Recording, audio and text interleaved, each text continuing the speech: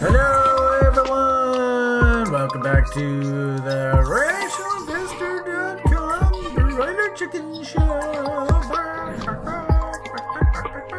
Trade your trading plans. Don't take too much risk on any one trade, and just let yourself get rich. Hello, everybody. Welcome back to the RationalInvestor.com's Broiler Chicken Show. Back.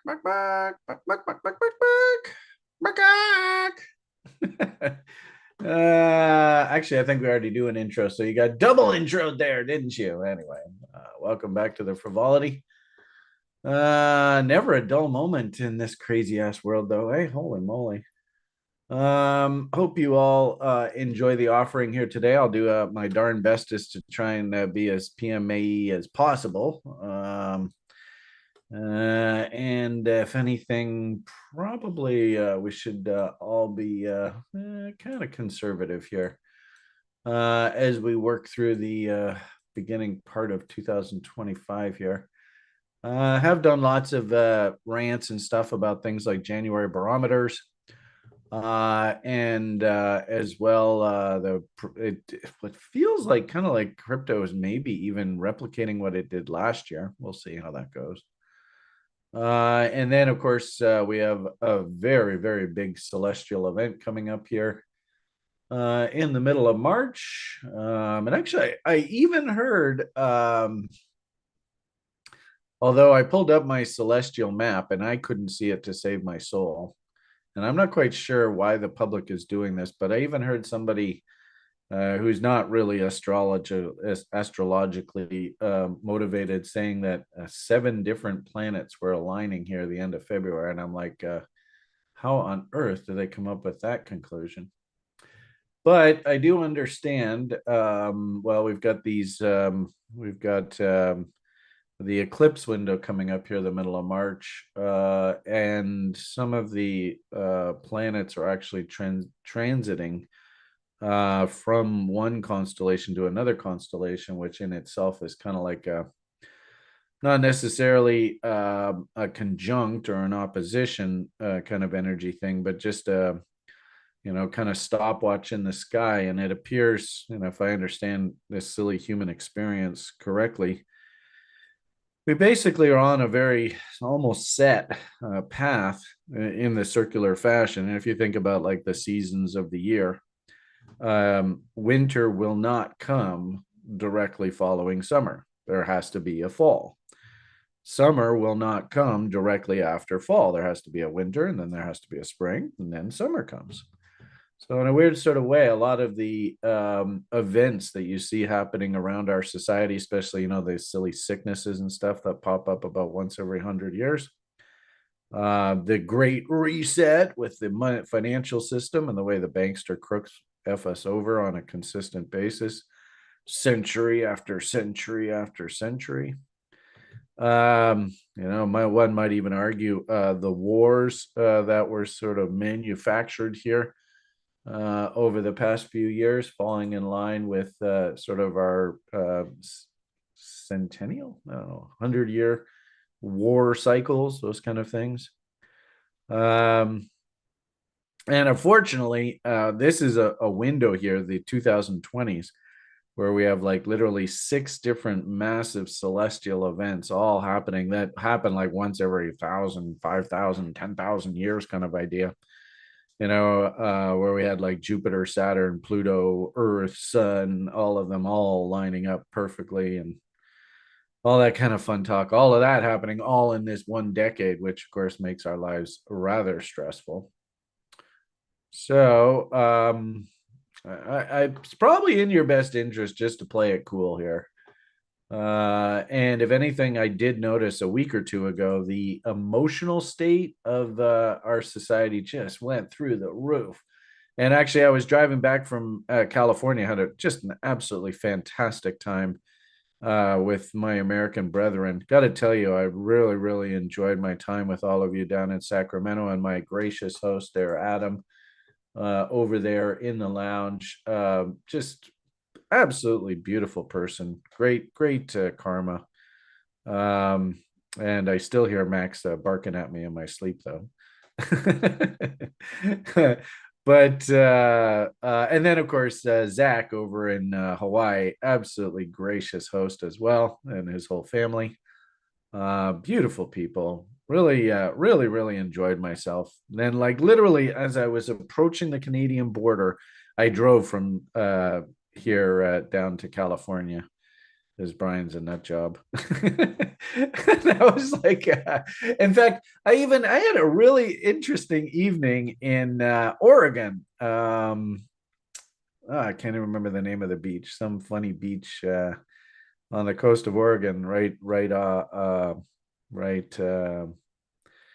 due west from Portland. And it was actually, that was Valentine's Day. It's kind of bizarre. I bought a couple who seemed to really be enjoying themselves. They had martinis flying. I didn't pay for their martinis, but I bought dinner for them. So interesting curveball Valentine's gift for them. But they seem to have enjoyed themselves. So thank you very much, gracious hosts. That was Tom, and I can't remember what his wife's name is, but Michael Ruse on the site, Rooster, Big Rooster, his family. He graciously offered to put me up while I was making my drive back. That drive from Sacramento to Vancouver was a total of 18 hours of driving. Ugh. I would not recommend anybody do that. But what the funny part about of all of it was the drive was actually very agreeable. And there was a couple spots there that were a little bit white knuckly with snow and ice on the roads, but going through the passes. But as I approached the Canadian border, you could literally feel the tension in the air start to increase. And then the drivers, they started to get crazy, and I saw people like cutting other people off on the roads and stuff. And just like, what the hell's going on? Like, what's interesting when you drive in California, people, like, I don't know, they're born with driver's licenses, so they just naturally drive, and it's not some fucking jousting event. When you get close to Canada, driving on the roads, it's like literally you're going into combat. And you've got to play defense like crazy. And of course, we've got state sponsored auto insurance here, so nobody's really held accountable for their behavior. And the car accidents here, oh my God, it's through the roof. So anyway, long and short of it here, of all of this, is as soon as I got back to Chinatown, wow, you could feel the tension just ratchet up. I was joking with site members. I almost got into a fist fight with this little punk down the way here in my building, where he was like literally just openly insulting and swearing like a sailor right in front of his kid too. And I turned to the kid and I go, "Your dad's dropping F-bombs right in front of you? Geez, great role model. Way to go, Dad." And of course, that just fucking set him off like a. But holy, I mean, this is nuts what's going on in this communist utopia here. Yeah, absolute stupidity. And frankly speaking, and I've said this repeatedly, and I don't know, I think this is JoJo's cruel joke on me, because the only reason why I'm here is because of Liam and the fact that he's in state-sponsored care right now. And his annual care bill is somewhere between 50 and 100 grand after taxes. So until I become some sort of stupid, ridiculous billionaire clown, I'm just going to let the state continue to pay that bill. But as a result, I have to actually stay here if I still want to be part of Liam's life. What a crazy conundrum. Anyway, so actually, I was even looking, and this is actually quite surprising. Everybody's worried about inflation right now. But actually, there was a place that I had found about a year or two ago that was totally awesome. It was like 4 acres, all wooded, completely finished, an actual house, 4-bedroom house with huge warehouses and stuff on the property. And the price has literally fallen from the initial listing price that they wanted back in 2023. The price is approaching about a 40% discount from that original listing price. So I'm not quite sure what's going on. I don't see the hyperinflation happening in the US market. And this is fantastic, because quite literally what it means is the bankster great reset bullshit nonsense crap is not taking hold. And the American populace is like, well, we've had enough of this stupid inflation crap. And, unfortunately, like a country like China, it can't dictate policy on its own. Like it was kind of hoping, and I think the general hope was that the oligarchs, the 1%, everybody was going to keep firm control of all of these Western governments. And the United States of America was going to sort of lead the socialist charge into this communist utopia. Remember fucking Commie Cammy? Remember all that nonsense? And that stupid line that they'd always say, and I can't even remember it. Thank heavens I've forgotten it. But unimagine what's imaginable in your imagination, or some stupid line like that. Typical communist fucking world word salad garbage nonsense. Then you get down to economics and you find out, oh, actually, it's all a con job. So it's beautiful to see that the communist, Klaus Schwab from Eastern Germany fucking grew up as a commie bastard. Probably had Karl Marx shit rammed down his throat for the better part of his life, so that's why. And how the hell he ended up getting such a significant sort of position of authority, World Economic Forum. I wonder what the origins of World Economic Forum is. My hunch is it's probably has some sort of communist roots or something like that, and it has absolutely nothing to do with free market capitalism. It has everything to do with state sponsored control and controlling every thought police and all that kind of bullshit. Stupid assholes. So hats off to you, United States of America. Hats off to you. I'm so proud of you. And it's great to see the price deflation, especially in things like real estate. And I've been chomping at the bit to purchase a nice big chunky U.S. asset. So when I saw the place back up on the market, nobody's buying, prices are collapsing. I was like, oh, well, maybe I might continue the dream. Anyway, so that's something that caught my attention. I will say though, if that is the theme, don't be shocked if you actually see assets fall in price here. And of course, that's probably, for all you people wanting to buy your crazy cryptocurrencies and see them go 500x, 1000x, and life changing events and all that kind of stuff. I don't think we're in that kind of environment now, folks. I'm sorry. Uh, if anything, I've been counseling. Um, I actually I really like Tom Lee's perspective on Bitcoin price, in that you know uh, I might argue that the move that we saw out of Bitcoin there following the election was maybe a little too far too fast. That was an awfully big jump up. I mean, we were basically what, 50, 60, 70,000, and boom, all the way up to 100 and change here. I mean, assets don't normally move at that rate.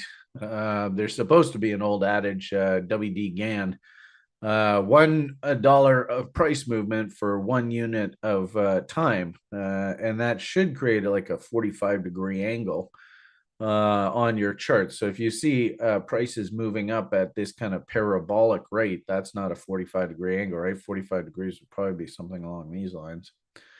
Then odds are we're probably going to have to spend some time consolidating those gains to get back to that 45-degree angle kind of talk.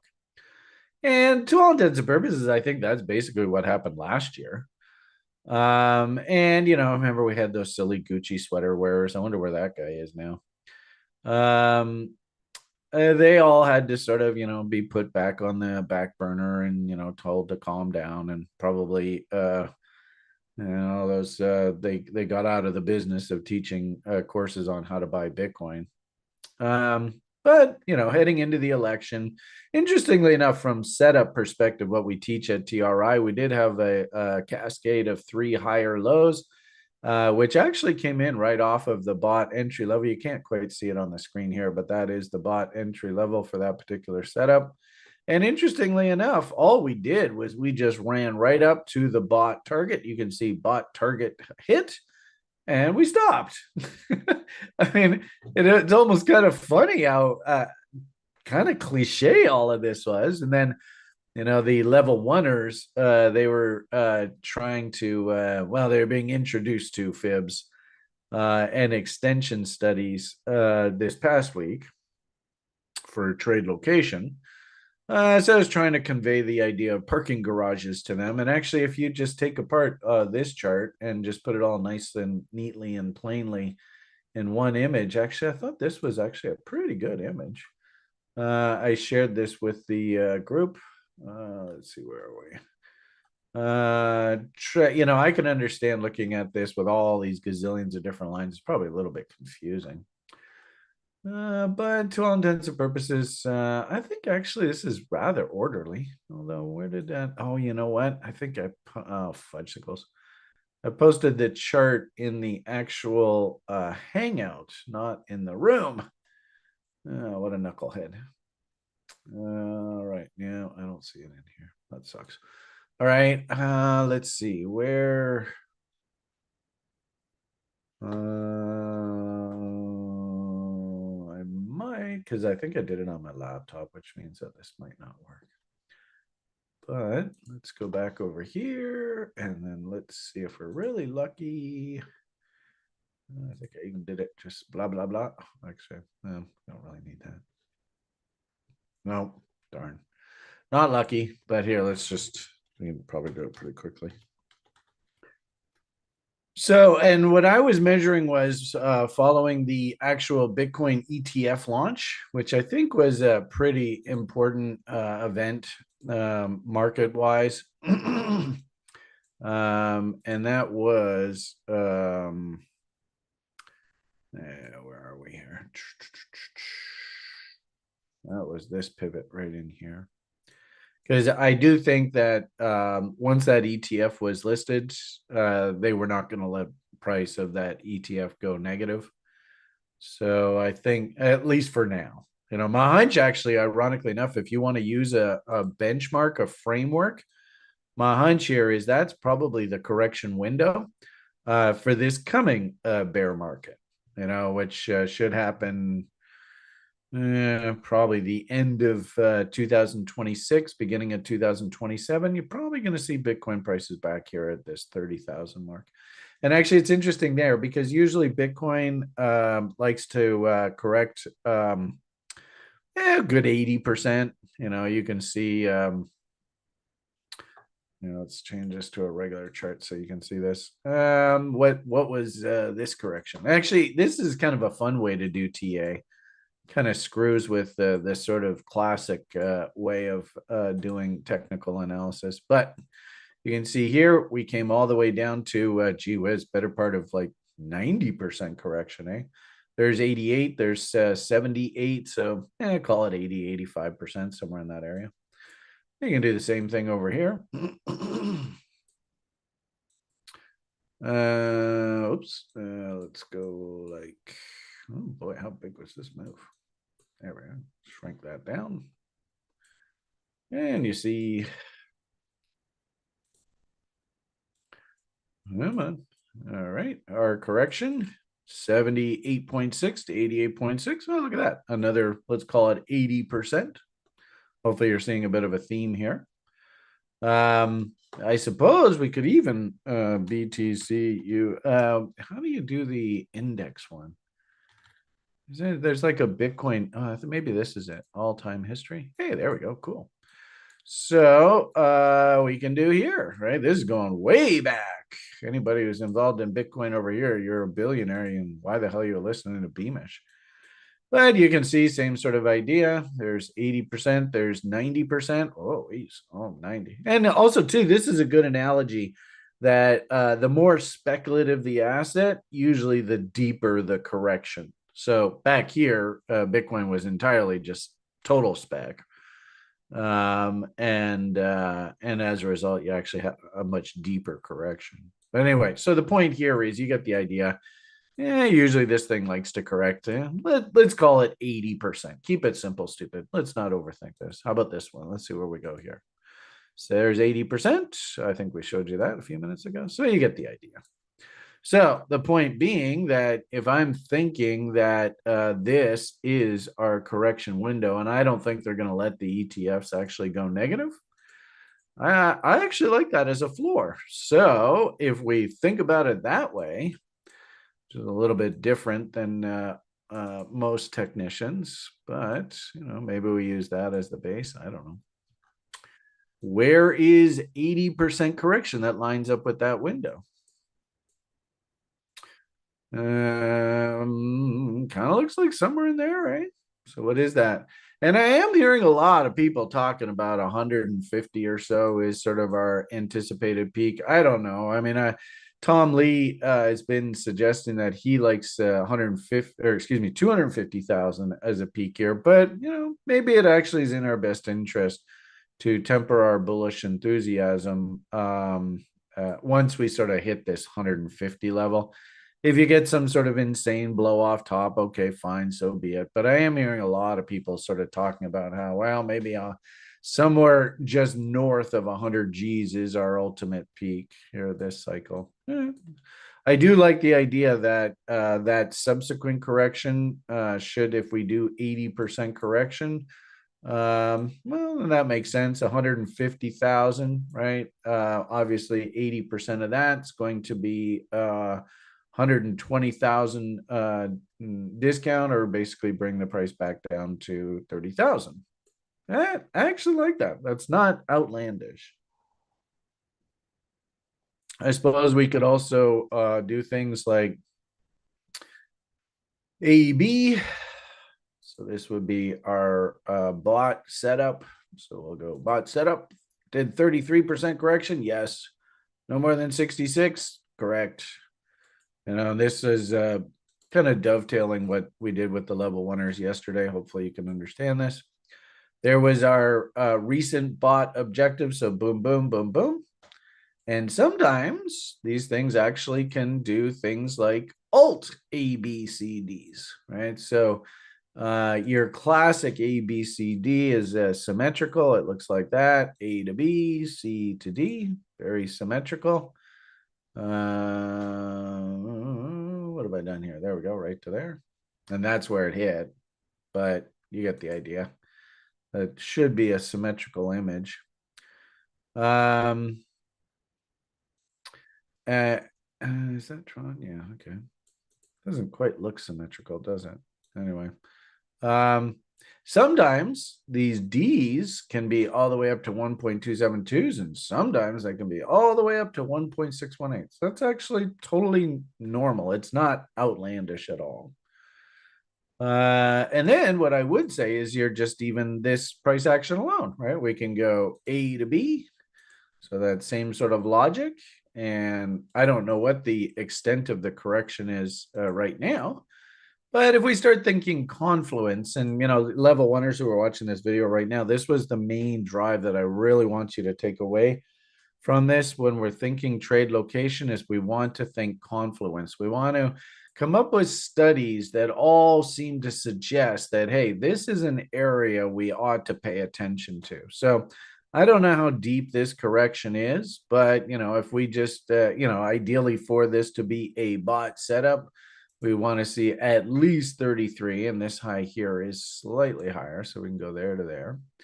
And we don't really want to see it beyond 66%. So, of course, always drawn backwards. But if we flip this around, boosh. Boosh. All right. So we just made this high. So that low has not been validated yet, because this low is actually just before this high. And if we keep stair-stepping our way higher here and make another higher high where we have to draw that off, then I have to start the count of 3 higher lows from the beginning again. So the point here is that this is the high that we're working with. So this low is irrelevant. This low now here is what's relevant for our count. And you can see we haven't even gotten to 33 yet. So my hunch here is over the next, I don't know, let's say month or two, we're going to sort of chop our way. We have to at least get to that 33% for me to start actually even thinking about trend continuations heading to the upside. Now, as I had said earlier, I actually like Tom Lee's thinking in the near term because a lot of times markets, you know what they love to do is they'll break out. Then they actually have to come back and consolidate. What do we really want to break out there? Oh, yeah, okay, we did really want to break out there. I might make the argument that we're probably going to have to do the same thing again. So there is the previous breakout, and I wouldn't be surprised we have to come down and at the very least just kiss this level and just see how many open orders are sitting there to buy the breakout level at this 70 some odd grand, because this move happened just like, and you remember that nonsense following the election, right? Like everybody was just going stupid nutso. So I would actually make the argument that this actually wasn't very clean price action. We were in that really weird vacuum where it was sort of like, oh, thank God the socialists are dead. And nobody really had any idea what the fuck we were getting involved with again with Mr. Trump coming back to town. So now it's sort of like, okay, cool. You killed the socialist, you killed the communist, way to go. But now do we have to deal with fascism? Oh man, what a headache. And this stupid world, it's so polarizing, right? It's either completely socialist communist or completely fascist totalitarian dictators. Can't we get back to this whole middle of the road power to the people and democratically elected governments and city councils and things like congresses, and we'll rule by committee and stuff? Oh god. So you know what this reminds me of? This is almost like jumping out of the frying pan, because fuck, that frying pan was hot. My feet were being basically, burnt to a crisp, and jumping right into the fire. I have no idea. You can't write better fiction than the reality that we're living in here. It's impossible. You could not. And if anybody had sat down like 10 years ago and written out this story, you would have said, you're crazy. This will never happen. And sure enough, here we are. So anyway, finishing our thought, Mr. Lee has been suggesting that he really liked the idea of a move back somewhere between about $60,000 and $70,000. Right, we'll call this the Tom Lee window, TLW. And frankly speaking, I actually think that would be very healthy, very normal, not really anything disastrous, just maybe just cleaning up this parabolic move in the market. I mean, you can see what happened here. Parabolic move in the market, slammed back down, but actually even still made new highs before the end of the cycle. I wouldn't be surprised if we have I wouldn't be surprised if we have a repeat of something along these lines. So we do understand, of course, that these markets move in 4-year cycles. And I really don't think it's a good idea to fight these 4-year cycles. I know a lot of people are like, oh, no, I'm calling it top now. But, I've been in this space now for 10 bloody years. And these pi cycles, who were first introduced by a gentleman well, he goes by the site name Neck of a Pencil. So, call it what you will. And also, too, my old buddy Ben Kovchek, when we were doing these crypto shows back last cycle, and we were making fun of all the idiots who were chasing the up market. And ironically enough, in this period right here, I remember show co-host Nick goes, this doesn't sound like easy mode anymore. I'm going to come back when we're in easy mode. And I don't know whether he actually ever did come back. I think, once you sort of learn from TRI and you get the gist of it, you probably had enough of the Beamish. And it's sort of like, well, the message from the Beamish never changes. So, if I've listened to him for a couple of years and worked with him, then, I think I probably got my fill, and I think he headed off on the greener pastures. But anyway, point of the matter here is this study, this fib time cycle study, it is so accurate. It's ridiculous. So why bother fighting it? I don't see why. So, if we just simply measure from the halvening events going back in time. So this is the most recent halvening event here. And the previous halvening event, and then the previous halvening event before that, and then the previous halvening event after that, before that. It's remarkable how the 0.382 just seems to line up nicely with the top of these cycles.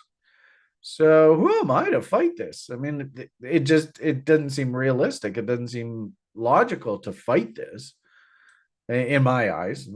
I can't speak for you, but this is just me. So as a result, I feel very confident that the end of this cycle will be sometime here in November, December, which also makes sense too, maybe even late October, because usually the way the seasonal pattern goes is you buy when it snows and you sell when it goes. But if you do see years where the market is actually rallying and it's charging into some sort of euphoric peak into October, November, and maybe even early December, that's your warning that this year is the correction year, and don't get sucked into that normal seasonality sort of thinking, because you're going to get your head handed to you. So it would make sense that the market would rally in my eyes. It would make perfect sense that the market will rally into the 1.382 level. And it would make perfect sense that if that does happen into the fall, that's probably your cycle peak. I'd also too expect that, kind of like I remember when I was touring, I toured through Europe following this peak, and a lot of people in Europe actually just sort of got very comfortable with the idea that Bitcoin at this particular time was $6,000-7,000 a coin, and it's no big deal. Yeah, the old peak. Yeah, we won't see those prices. Blah blah blah. And everybody got sort of settled into somewhere between about $6,000 and $10,000. And I remember for the longest time the rally objective was $10,000.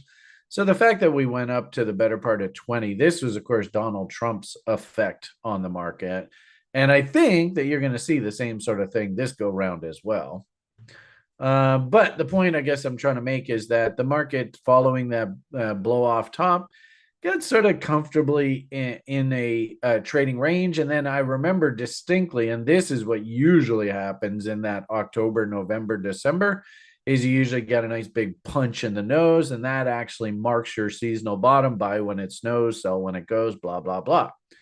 So if I was thinking about what 2026 is going to look like, I would definitely say it's going to look something along these lines, with some sort of peak into the end of 25, then a pullback, which actually establishes a trading range for the better part of 2026. And then right into the end of the year, notice 1.618. This is one of our time-tested fib time studies. I have seen, basically over the past 10 years, especially with the fact that Bitcoin is so mechanical and it is so algorithmic and it has to follow these 4-year cycles because of the halvening events. I don't see any reason why we should not be looking for your ultimate capitulation sometime, like I said, probably the first quarter of 2027, somewhere in that area.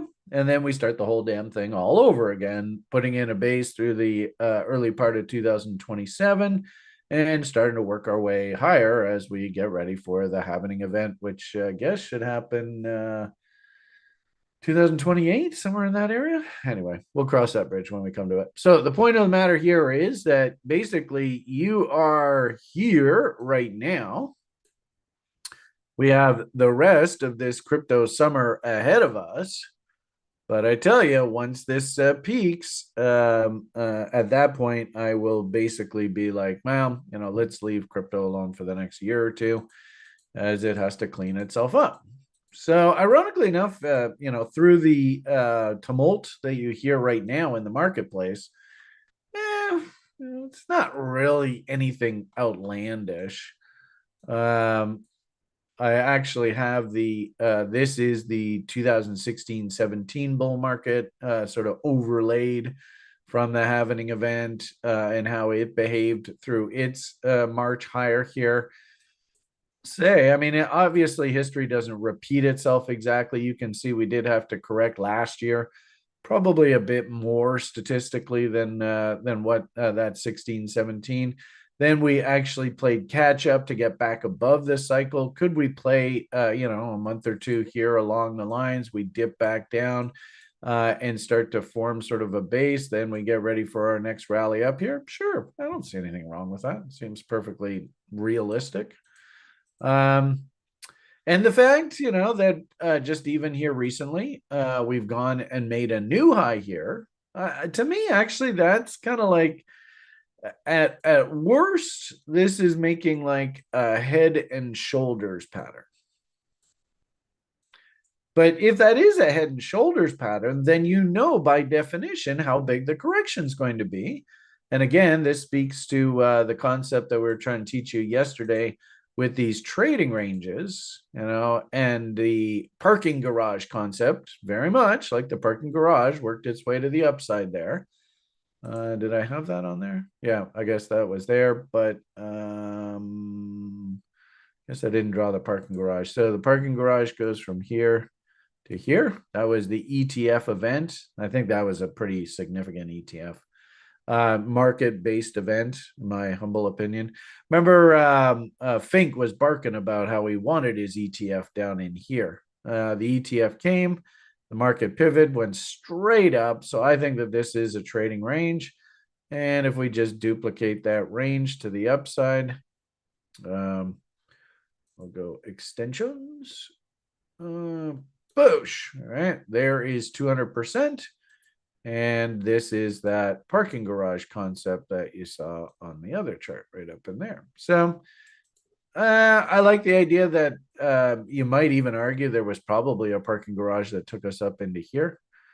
Let's see. Do I see it? Actually, yeah, I think you could see this. If we go cheeky little shoulder, head, back to cheeky shoulders. I'm not cheeky shoulder there. Maybe something like that. That's actually realistic. It's not unrealistic. So that would mean parking garage goes there to there. And yeah, so you can see into the ETF event, that was a parking garage go right into there. Boosh. And we had to sort of consolidate, give us some sort of new fundamental. Oh, here's a big exchange traded fund. Whole bunch of liquidity comes pouring into the market, and of course they launch it up into the next level, and it just rinse and repeat. This is the way markets move their way higher. I suppose we could probably also have done a parking garage off of that range as well. Anyway, hopefully you get the idea of this idea that this was a trading range. They did nothing more than just replicate this range to take us up into this range. And actually, yeah, there it is there. I see it. So this is now a shoulder. That's a neckline. That's a head. That's a neckline. That's a shoulder. And up we go. So we can actually do a really big one off of this. Let's see where that takes us. Oh, what a surprise. Jesus, isn't this incredible how cliche that is? So hopefully you can see. I mean, this is just parking garage after parking garage after parking garage. So this little head and shoulders takes us up into this level. This bigger head and shoulders takes us up into this level. And I get the feeling, this right here, this trading range here, and then the consolidation, the breakout through the top of that. I don't know. Could we maybe call that a head and shoulders? I don't know. That's a tough one. But what I will say is I definitely like the ETF event, set the floor, a huge rally following the ETF. So if we were going to break out through the top of that, where are they likely to take the market? Up into here. I think it just makes common sense. So with all that said, could we do another parking garage here? I don't see why not. Let's see where that takes us. Oh, hello. Now, hopefully what you're seeing is a whole bunch of confluence up top here. So, whether it be, and I can't remember why I had that at that particular price, but whether it be this 1.618 alt ABCD, whether it be the 1.618 of the parking garage, which is actually a natural ABCD move up into here, right? So that would be, in fact, that's what this is, right? So A to B, I'll throw that on there. A to B, right? And then this one here up into that level, that is the C to D. There we are, C to D. So that takes us up into that 1.618. See, we could also, this will be fun for confluence levels. Let's do chaos theory. Boom. Oh, hello. Now, this is an awesome analogy of why I love using things like chaos theory. So you could clearly see, and actually, hats off to Julian. I love to give credit where credit's due. I don't know whether he learned it from somebody else or whether he stumbled upon it himself in his great wisdom, but he added 1.618 to his chaos theory studies. And so I've noticed this repeatedly, that's pretty damn good level and an important level. And what a surprise. Why did we stop here? Did we stop here because of the parking garage? Did we stop here because of ABCDs and bot objectives? Or did we stop here because this is a 1.618 off of this chaos theory extension? I mean, the point here is hopefully you can understand this is a hell of a lot of confluence. And so really it makes sense why we're acting the way that we're acting right here. And if anything, for us to resolve this range, we actually have to see the market itself actually say, I am a bull. Now, how does the market, and this would be an interesting opportunity for you to interact with me. How does the market say, Brian, I am a bull? Let's see if any of you are following along with me with my crazy logic. And I'll make it really simple for you. This is sort of really dumbing it down. One letter of the alphabet and one letter of the alphabet only. There's no other conversation. It's just that simple. Does anybody have any idea what letter of the alphabet that needs to be? I am a bull.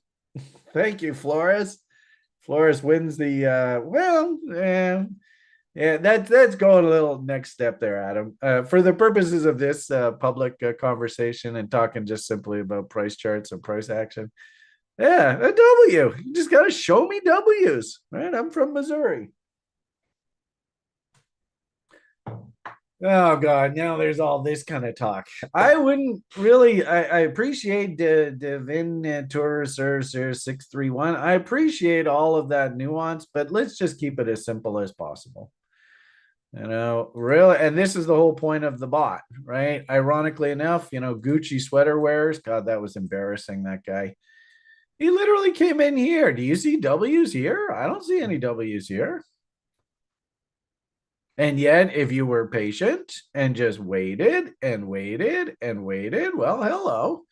Whether you use the intrabar low, rally up, pull back, breakout, well, that, my friends, that is a W.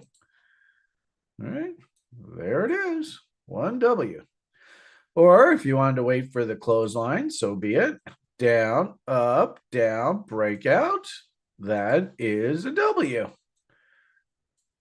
Those are W's, not M's. When Gucci sweater wearers were barking about how easy it was to make money in Bitcoin, but they didn't realize was they were walking right into an M. Well, that is coming from somebody who doesn't know what the fuck they're doing in the marketplace. And unfortunately, most of the people that teach these courses, and I don't know why I'm doing this still, but I don't know, it's crazy adventure. JoJo's got me on here. Most of the people that actually, I hate to say it, this is a terrible expression, but it's so true. Write this down. Those that can't do what? And it's a beautiful analogy of my life because I used to have a doubles partner. I used to play competitive tennis, and my doubles partner was a guy by the name of Pete Sampras. I don't know if you've ever heard of the guy before or not. But what ended up happening with Brian? Brian ended up happening to teach tennis to like thousands of people all across all the Vancouver public school systems, all the community centers, and all that. But that is in essence the absolute perfect analogy of that statement. Those that can't do what? Anyone? Someone want to help me here? And it's a very bizarre situation because I clearly demonstrate, if you follow my Twitter feed, that I actually do very, very well trading, and I actually, I don't lose money when it comes to investing. So there's something wrong with this picture. Oh, I know. My crazy wife is talking to me from the other side, sending me on these insane missions to change the world for the better. Hey, there you go. Flores and Adam and Crowbar. Is that Crowbar? Is that our buddy? Maybe it is, maybe it isn't. Who knows? Carlton, that's right. Good remembering there, Chris. If it is, it's good. It would be good to see you again, Mr. Crowbar. But I have a feeling that's probably not the same person. But if it is, good to see you again. I missed you, buddy. Anyway, I hope life down in El Salvador is going well. Anyway, well, I'm glad that the two of you do. Your daughter doesn't seem to have much respect for what I have to say. So why the hell couldn't we get the message out to them? Oh, well. Anyway, so once upon a time, do you see any W's here yet? There might be one forming here, but might is not there is. And that is so important. You have to understand the difference between maybe and actually is. I could see down, up, down, breakout. Okay. But the question I'd have to ask you, and remember, we're from Missouri, right? So is what we actually see here right now a confirmed W? Let's be honest. We just made a new low here. We just made a new high here. So I don't have an M. I suppose that's encouraging, right? We could add an M where it went up, down, up. Oh, it broke out through the top. Okay, phew, no M yet. But at the same time, too, I don't see any W's. And, my crazy bot trading setup that I try and teach everybody to help them understand trend continuation. Not only do we want to see one W, but the bot is so chicken, it wants to see two W's in a row. And what a surprise, of course, that's what happened right on that crazy ass election event there. And I get the feeling that the market was kind of anticipating that. I think as we got closer and closer to the election, I think it just became a foregone conclusion that the United States of America did not want to go communist. Thank heavens. My poor country. I don't think that the people of Canada want to be communist. And frankly speaking, I don't think that they want to be socialist. And frankly speaking, I don't think, and I'm sorry if this is going to offend you, but it's a fucking brutal reality. We do not want people taking shits in public places. This has become somewhat of a norm with all these people who do shit in public from their piece of shitistan countries that they come from, and they assume that they can act that way in my country. It's disgusting. And frankly speaking, I think the Canadian population has had just about enough of this nonsense. So unfortunately, I mean, hats off to the United States of America for telling the communists and fucking Klaus and this world order and the 1% and all that to go fuck themselves. So proud of you. Way to go. We have not gotten to that point here in this country. We have not. We keep trying to tell these assholes to go fuck off, and these assholes are literally destroying the quote unquote democracy that we thought we lived in. They are literally dismantling the democracy right in front of our faces, and there's not a damn thing any of us can do about it. That's how disgusting this is. And there's even talk now that they're going to try and manufacture some sort of crisis here where Canada basically does not have elections anymore. And there goes Brian on his crazy fucking rants again about his country. So I'm proud of you, the United States, for standing up, telling these fuckers to go fuck themselves. Hats off to you. I'm very proud of you. And I just wish our country could stand up and do the same. But it's like we're spineless here. It just makes you sick to your stomach.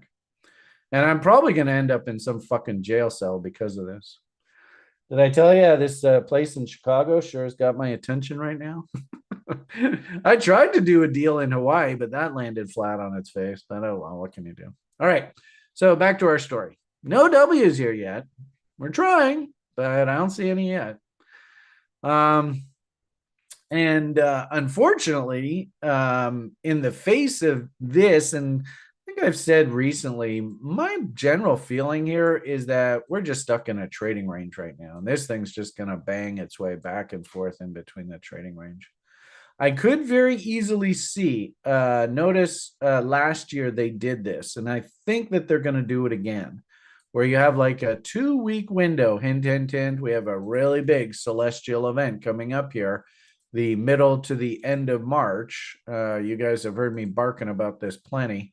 I could very easily see a 2-week window where, the 1% tries to fuck over the public and they just absolutely puke the market out. And I don't actually think it's going to be Bitcoin related. I think it's going to be about the stock market, and it's going to be about the broader economy and what the hell are they doing to us in the broader economy. Because if we start going and looking at some of these classic stock indices, they've got trouble written all over them. So this is the Dow. This is absolute textbook Adam, and then Eve top, absolutely textbook. In fact, I walked all of you through an Ethereum trade that looked exactly like this last year. And we were short from the top and we rode the thing all the way down. And I think that they're going to do exactly the same thing this year on stocks. And of course, you can see the huge holes that they have in these charts. All of this needs to be filled in. In fact, if we go back over time, I actually it'd be interesting to see whether the Dow, actually it looks pretty clean. But you can see this tail here. It tried to fill in this huge hole here. I don't know whether that's actually been filled in, but you can see there is definitely a gap right there that's sitting wide open that should be addressed.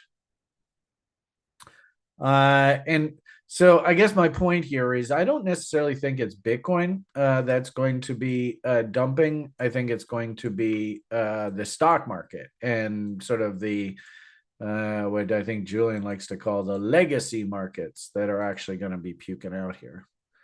I don't know where we want to do that. I guess we'll just go off of that line there, somewhere like that. So, 50% rules, right? All that is just this low here from last spring up to this peak here. 50% would take us down to 41. So we're sitting here at 43. So you could very easily see the stock market lose another 10% here. And then if they really want to inflict some pain here, and keep in mind, these are the banksters basically saying, you did not acquiesce and do as we wished through that election, populace. You did not put the money printers back in power. You actually had the audacity to suggest that you actually have some control of your life and the market, which of course you don't. So we are now going to officially make your life as painful as possible until you get back to the point of begging us for mercy and, stupid statements from politicians like, I will sacrifice my life to save capitalism, which is the absolute most irresponsible statement a politician can make. Because frankly speaking, politics and capitalism should have absolutely nothing to do with each other. But that's good old Brian and his crazy ranting. So, if we have to do things like 50% rules, which is just WD GAN, keep it simple, stupid, don't overthink this. Really, all this is going to be is just a test of this previous peak here. And really nothing more than just a revisit of downtrend lines. I mean, this is the stupidity of what they did in the stock market through that whole we got to do everything we possibly can to crank the market up, take interest rates down as far as possible to make sure that the communists get reelected. The communists did not get reelected. The public said, fuck you to socialism, fuck you to Rothschilds and this banker elite, cabal that is basically running our society. And so now the bankers are like, okay, you think you control your society and your life? Get ready. We're going to punch you in the nose here. Now, I don't know how bad the punch goes, but I wouldn't be surprised. This would definitely be my initial price objective, 41. My next objective would be 36. And if bad gets really bad, what I would say is look for things like reload zones of this previous range. Good old Brian and his 78.6s. What a big surprise. That's actually technically key support right now in this market. And all of these lows, if they really want to flush them, notice there's this funny window here where basically price went straight up. Do you think there are any gaps down in here that could be used, could be filled in? Oh, hello, look at that. These there, you drive a truck through these goddamn gaps. So clearly, let's see, well, let's go that way there. Look at the size of that gap. And then there's another one right here. So ironically enough, it's not like the stock market's crashing. I mean, the publicly controlled media, they are, no, that's not, what would you say?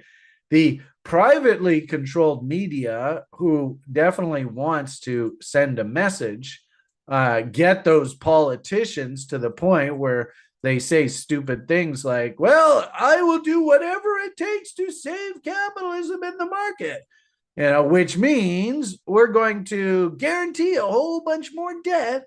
And of course, the Rothschilds just, add a zero onto the end of all our prices. And the con job of the money masters and all that crap that I rant on endlessly about just continues on and on. I don't know which destination we have in store for us here in the near term. I would definitely say that the bear has the ball as we speak. The bear is definitely in control here. And really, I might argue that we probably shouldn't be uber bullish until we start seeing a specific letter of the alphabet coming in here. I don't know. Does it look like that? If it looks like that, then this is going to be relatively shallow. We'll fill in all of these gaps, clean up all this excess, hopefully find support against these key lows, and we start Wing out. And if this happens, then we can start thinking about, all right, what does the next leg higher look like? But we can't really do anything until we actually start seeing W's here. And you can see this is basically straight line. Now, understand, and if you're going to get wrapped up in the short term of this, understand what they do. This was just an options expiry event, which is interesting because we were even kicking this around the site on Friday. Very rarely does the market actually puke out into that monthly options expiry. So that means to me, the fact that they lost these lows and the selling accelerated into the close, this tells me that the smart money is exiting the market. Having said that, usually what happens is Thursday, Fridays are nasty, and then mysteriously the market gaps lower first thing Monday morning. So I fully expect Asia's going to open up. They're not going to be happy. Europe's probably going to open up and they're going to follow on the coattails of the Americans selling off. And that this will actually gap open lower. You see how big the hole here is. How deep do we go? But then mysteriously out of nowhere, you see that the market starts rallying just out of nowhere. By the end of Monday, Tuesday, the selling has sort of hit some sort of climax. And then we actually have to start working our way back up against resistance. I mean, this just seems to be the way that they do this game here. So I don't want, and it doesn't really matter. This is more rhetoric than anything else. I doubt any of you are actually going to be trading off of this. But I wouldn't want to get too wrapped up in the negativity of how tonight opens up and what first thing tomorrow morning looks like. My hunch here is by time we get to Tuesday, Wednesday, you're actually going to start seeing this thing lifting. And, we might even find that by, Friday, we're actually coming back up and filling gaps to the upside. And if you did actually want to short, you can't short that. You can't sell that. What you have to do is wait for some sort of short-term bottom. And it might just be a very violent stab down and then bounce right back up. That could very easily be the case. But very simply put, if you did want to short, if you did want to hunt shorts, then you have to wait for the counter trend rally back into reload zones and then hunt for structure and divergence.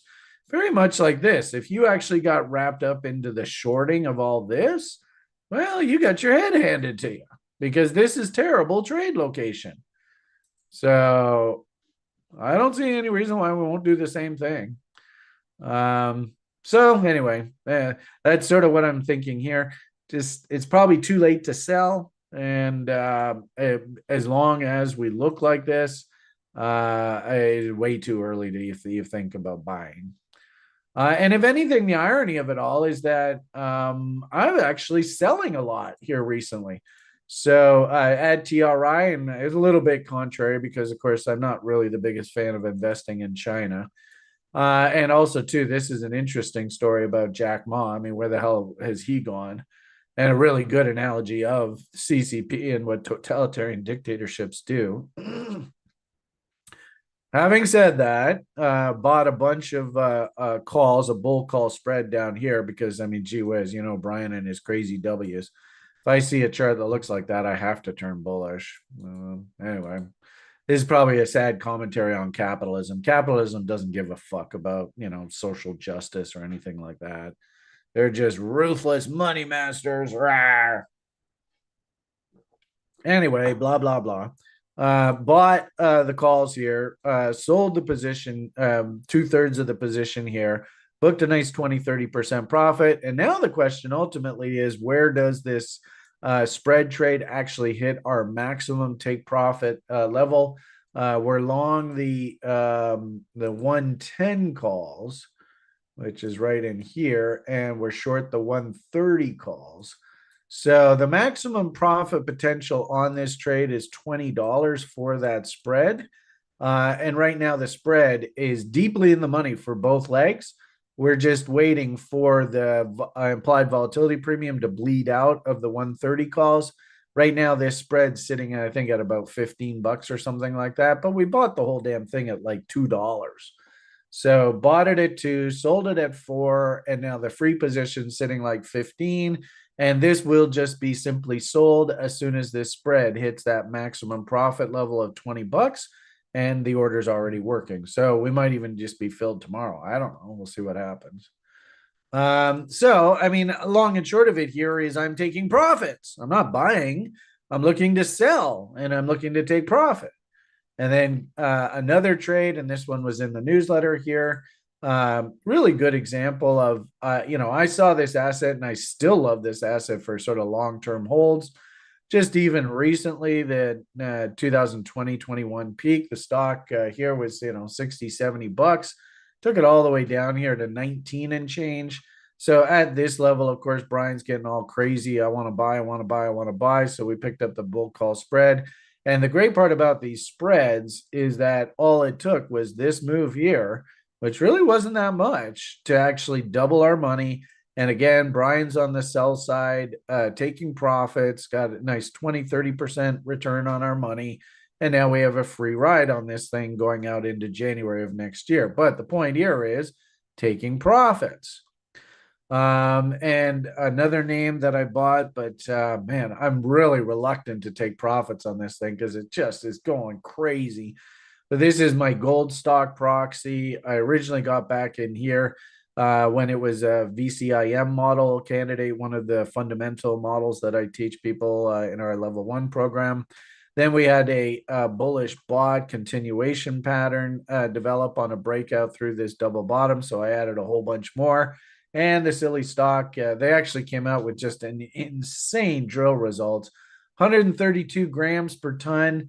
And keep in mind, and that's over size and depth. It was over a huge area. And industry standard, you can justify a mine at 3 grams per ton. And this thing reported 132 grams per ton. So that is what causes these stocks to go like this. I mean, absolute insane bull. And frankly speaking, I don't even really want to stand in front of this damn thing. But I probably should, hindsight being 2020. And actually, this is probably a pretty good, just simple analogy of the bot. So this guy came really close to that 66. You can see there is 66 on the other side of this. And actually, because this is a growth stock, right? I actually do like the idea of actually doing this in log scale, which means that if we actually do this in log scale, the numbers are absolutely insane. I want to press that button. So 33.66 on the log. So we met that. And then if we clone that heading higher, and we throw on our bot levels, boo-boo-boo, boo-boo-boo, and of course, always beckons, reverse, boosh. Interesting enough, the entry is all the way up there. I don't know, maybe that's a bit aggressive, but nonetheless, bot objectives on a log scale, $8 a share. Stranger things can happen. I can tell you, 132 grams per ton. You don't see those kind of numbers. This is a fucking mine, and my hunch here is that one of the majors is going to come along. They're just going to say, "Look, we'll just buy the property out, $5 a share, whatever, done." That's what I think is going to happen here. But if we go by just the classic bot, we won't do the funny, logarithmic scale. We'll just keep it simple. Straightforward, boobity boo, boobity boo. Should have been ringing the register there at $2.16. So that is the bot objective. Long from 80 and change. So at the very least, we should be selling halves on doubles, and just sitting on risk-free trade. This is the greed in Brian, I suppose. But when I saw that 132 grams per ton, I couldn't believe that. So I don't know. I'm just going to be flexible with this. I don't see any end. Somebody was making reference to volume impetus there. You can see that the volume was starting to wane, and then all of a sudden here into the end of the week, the volume just went absolutely crazy again. So that broke out. Willie is officially stupid. We don't have a confirmed div here, but you can definitely see that there is a divergence here that's building. And of course, RSI is heavily divergent. So I think I probably should take some profits off this. If this MACD actually does confirm, then I'll probably let some go. But having said that, oh man, I absolutely love that stock. And I'm up a huge amount of money on this. So I'm very, very pleased with how that's going. So the point being that a lot of this stuff has moved up. One of my names that I bought here recently is kind of floundering. Hasn't broken my stop level here, but just kind of going sideways. I was thinking about doing a bull call spread on Microsoft, but I decided not to. I'm just long the bot, the actual stock itself. If we break these lows, I'll just take the loss and walk away. No big deal. 3 out of 4. I'm actually feeling pretty good. This is actually a really good example of the mutual fund industry and how you can trade these silly mutual funds. Exactly the same. Look at how high this silly thing was in the dot-com boom. This was actually, no, I beg your pardon. This was the resource market boom. George Bush Jr.'s stock market boom. And, these prices went absolutely insane. I don't know whether we'll ever see those kind of prices again, but a really good analogy of good old chaos theory. And you can see when I saw this breakout through $6 here, I literally wet my pants. I had been accumulating this thing because, of course, you see, Brian, he likes to buy down markets, right? So you should look at that and go, oh, not a big surprise. It's a mutual fund. So, I mean, it's not like it's going off the board. And it turns out they're investing in a lot of these junior venture cap tech stocks. And now all of that investment done through the socialism and all that, well, it's starting to pay off. So did a sell half on a double on this particular guy. Now I've got these mutual fund shares, and I fully expect into the 2035 kind of crazy ass market. I don't know whether it does this, but I could very easily see a test of these highs. That's $800 fucking dollars a share. So I don't know. I'm not really in a hurry to do anything with here, but perfect analogy of everything that I do in the marketplace. And taking advantage of these big bull runs here in stocks and booking profits. Rinse and repeat. You got to pay yourself when the market affords you the opportunity. All right. Anyway, so there's a couple analogies of some of the activity that I'm doing in the marketplace right now. I'm not buying. I'm actually selling and taking profits. I would like to try and sneak my way into Newmont here, but unfortunately, I just couldn't pull the trigger here. And as you can see, this is my expectation. Typically, gold stocks actually bottom in July, August. So this is a bit of an anomaly what's happened here, in my opinion. And I do think that the gold names, like I said, I should probably be taking a bit of profits on that Goliath. I do think that the gold names need to calm down here a bit. And if we actually are seeing what's, I think, happening in the stock market, this is actually probably a really good lesson for all of you. If you see falling stock prices, is this inflationary or deflationary? If anybody can answer that question. Falling stock prices, are they inflationary or deflationary?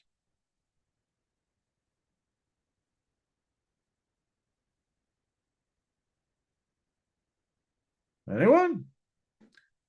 It's a good lesson for all of you. You got to learn this. Are falling stock prices inflationary or deflationary? Very good, Flores. Right? Commit this to memory, folks. You could argue half of the reason why we had that inflationary scare there over the past few years. Look at the way the damn stock market was going straight up here. This isn't an inflation proxy, folks. It just is. Don't fight this shit. So if you have stock prices booming higher, Biden and his crazy ass socialism, that is inflationary. If we're actually going to roll over and actually start correcting in earnest, and I don't know how far we have to go down here, but you can see I've got technical objectives. This would be deflationary. So what does gold act as in our society? Does it act as an inflation proxy? Yes. So if you have things like stock prices, major indexes topping out and heading down, what direction should you expect gold price to go? And most people in this society, they just can't make this connection. And it's remarkable how I see this constantly in social media. These, and especially the gold bugs, right? They're the worst. I mean, I used to have clients who were gold bugs, and they would say the dumbest things like, "Oh, Gold's down $20 an ounce. That's a buy signal. What? How does that logic work? I don't know. Do you see any kind of chart pattern that the Beamish kind of likes to trade? Been teaching you over the years, and have we hit those objectives? It sure looks to me like we have. It's interesting how a gentleman I like to follow for years and years and years, Dennis Gartman, he's actually talking lately about how he's seeing too many people in the public are interested in gold right now. And so as a result, he's actually turning bearish. Now, I'm not saying gold's going to go to zero. I mean, this is the same logic as Bitcoin. What I am saying, though, is there room for this thing to correct a little bit? You bet your bottom dollar there is. If I just, let's go here to here. And if we draw that there, using that same logic for the stock market, look where 50% rules are. $2,000 an ounce. And we're sitting the better part of $3,000 an ounce. I don't know how this top is going to look. And frankly speaking, it's not my job to call tops. And really, if anything, what I'd like to see, I would actually prefer to see that this just be a very sharp move down. Because then if we get W's, oh boy, we set up for the next leg higher. And you can see this thing just likes to step its way higher. This is exactly the conversation that we had in the level 1 class yesterday, right? That stepping higher. So in a weird sort of way, it would make sense that gold needs to take a bit of a pause if the stock market needs to take a bit of a pause. So I guess on balance, and the irony of it all is that gold actually rallying this time of year is actually not normal.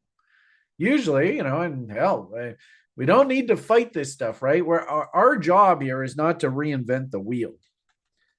Our job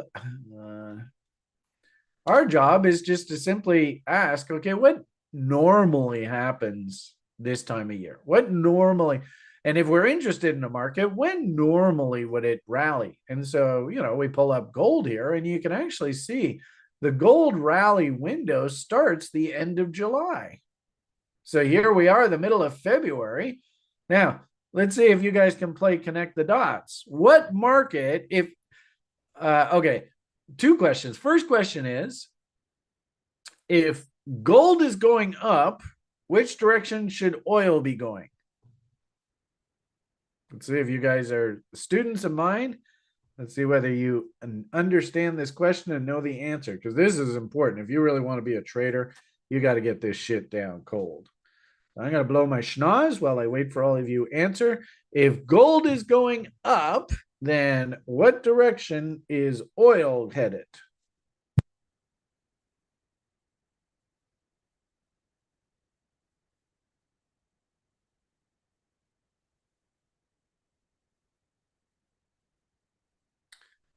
Floors, nailed it. Gog, nailed it. Very good. Gianluca. Ooh, that's a cool name. Good.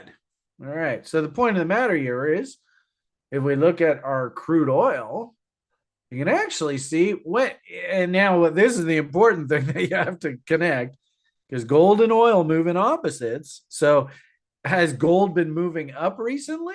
Yeah, I think so. I mean, that's been one hell of a bull market.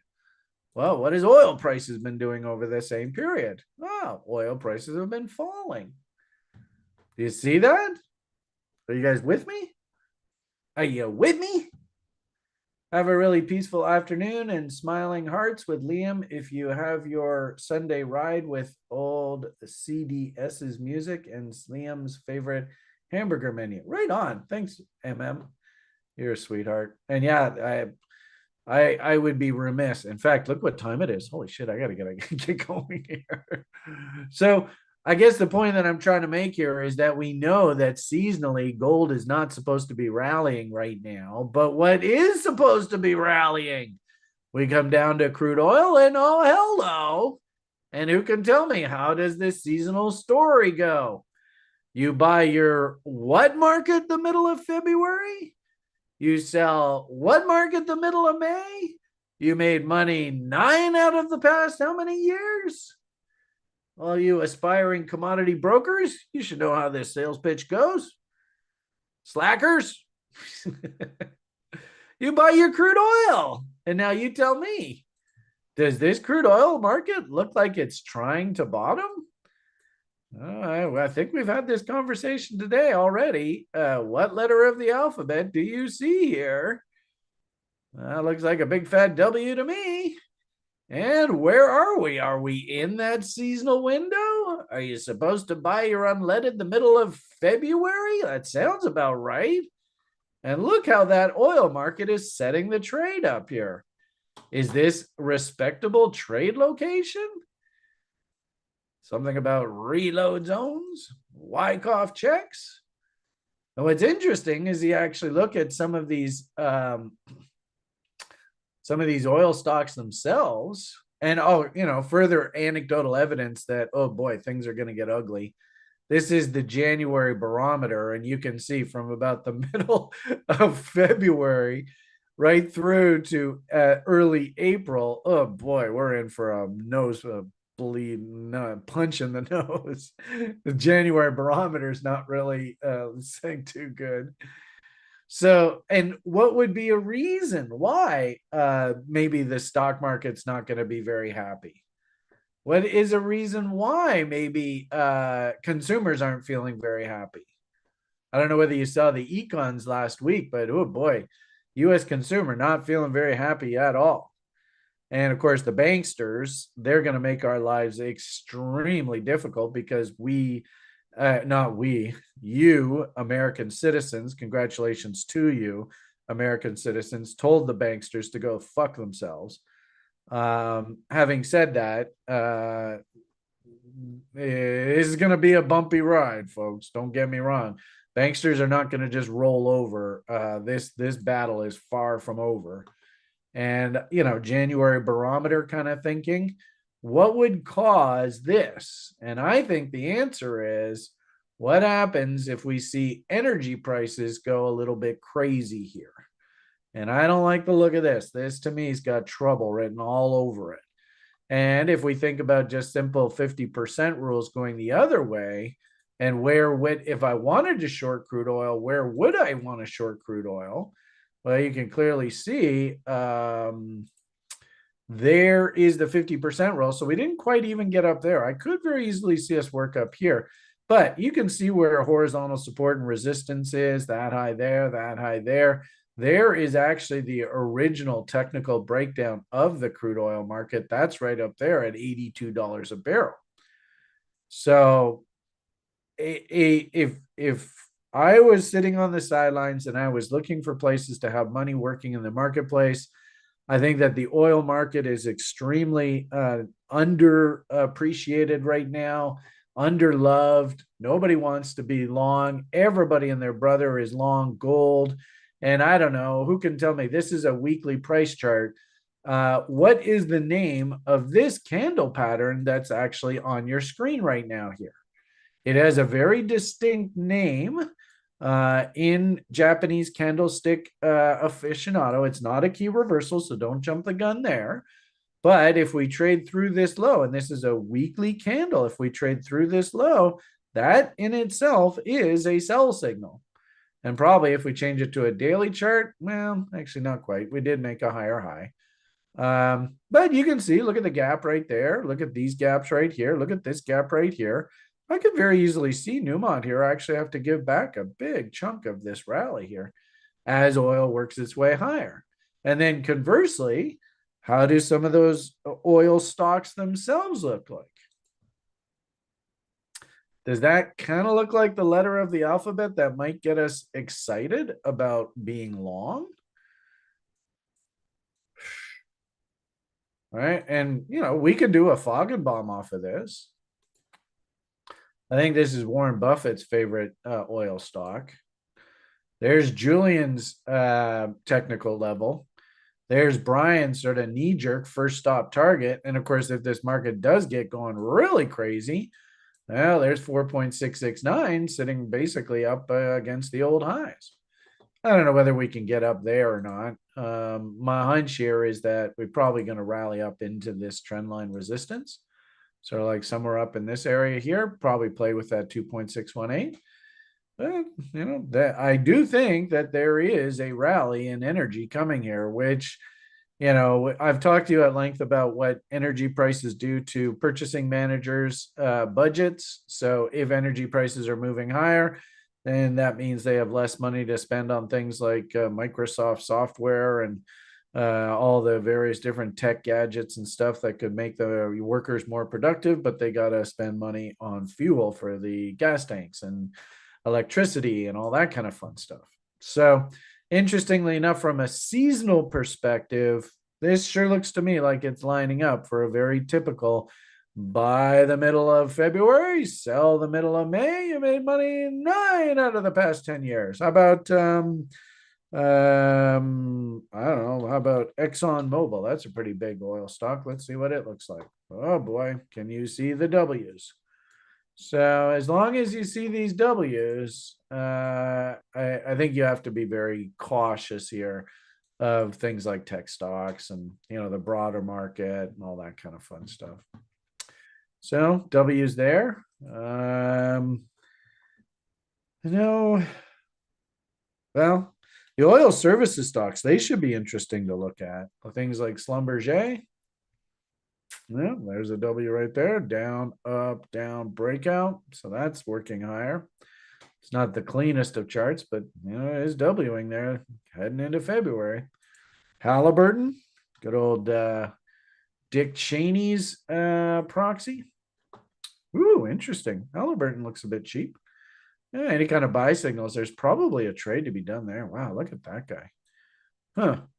Yeah, I would definitely keep an eye if you are a trader. That might be an interesting seasonal proxy to play. That's got a lot of room to move back up here. So, of course, I don't know whether you're a fan of Dick Cheney or not. We'll do that. 38.2s, right? I'd probably buy the 38.2 call and then write I don't know, maybe actually that works. So I'd probably write the 37, buy the 32, 38.2, but buy the 32 call and write maybe even like the 36 call, something like that. That would be a $4 maximum profit window. If you could buy that for I don't know, 30, 40 cents, that would be 10x on your money. Not a bad trade. Definitely like that. Where am I going to put this? Let's put this in the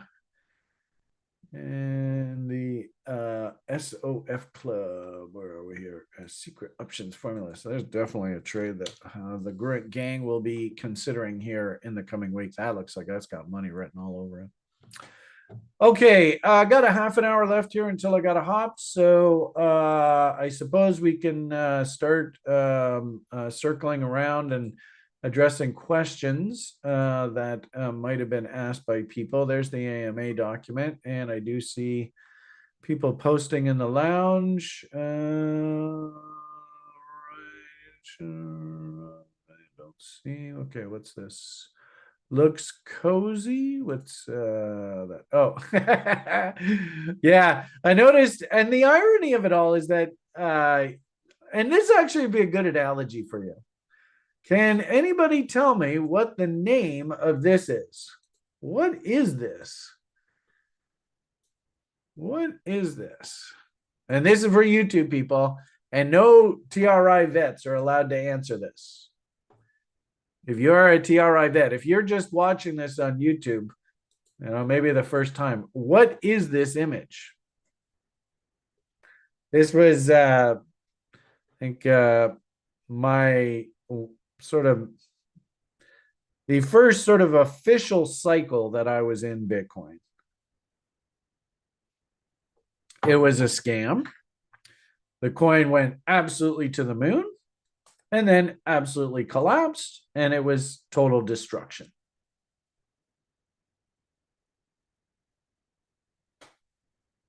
And interesting, Adam, obvious. I don't know. know. I'd be curious whether Adam actually knows this or not.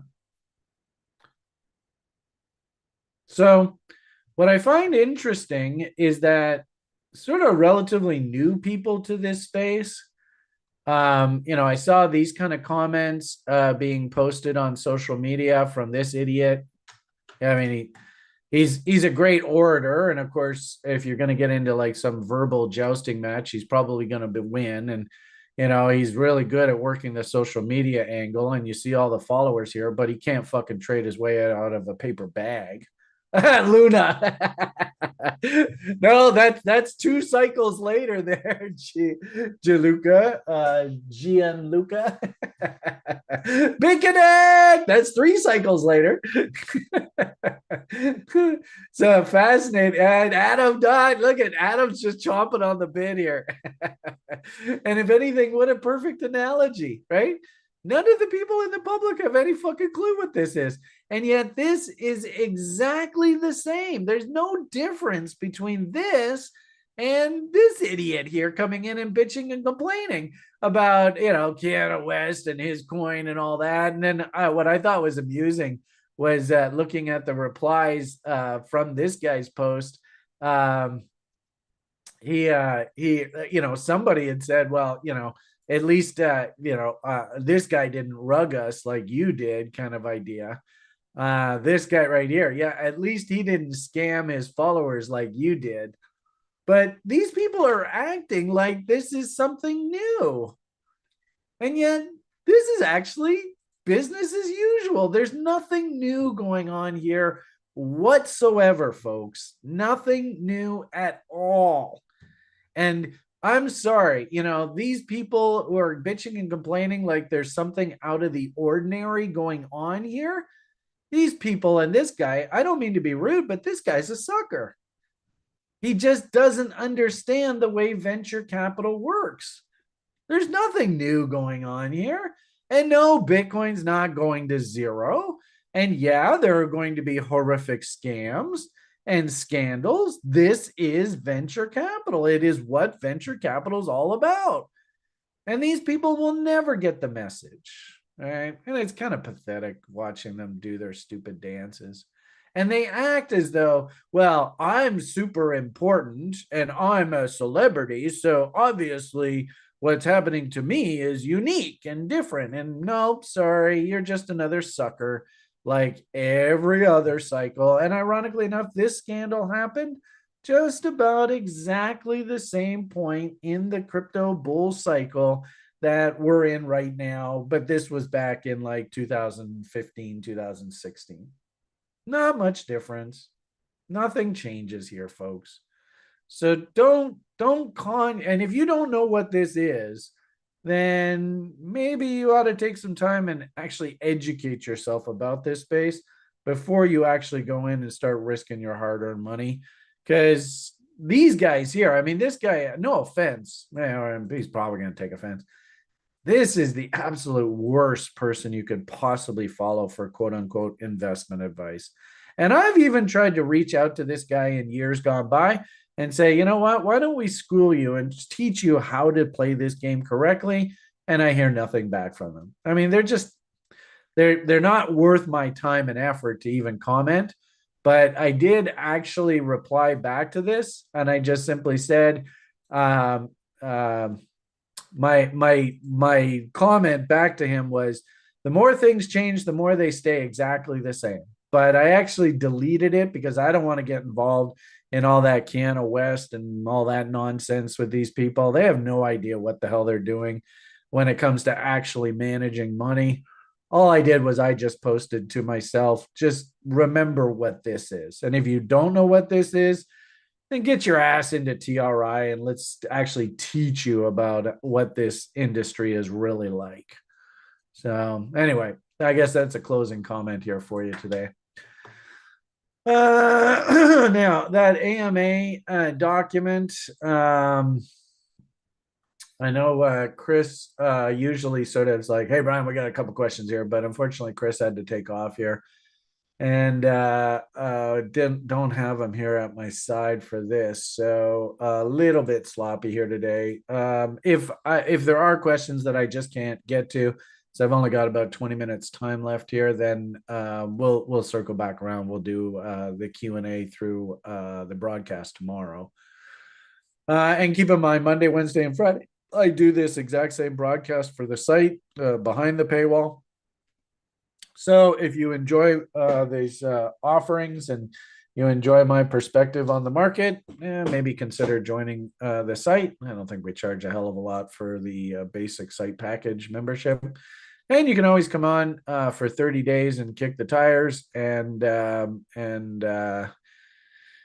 we don't even charge you anything for that. All right, so 223 here, Danielle. If you were going to set insurance for buying a put on BTC on the BlackRock ETF, what parameters would you use?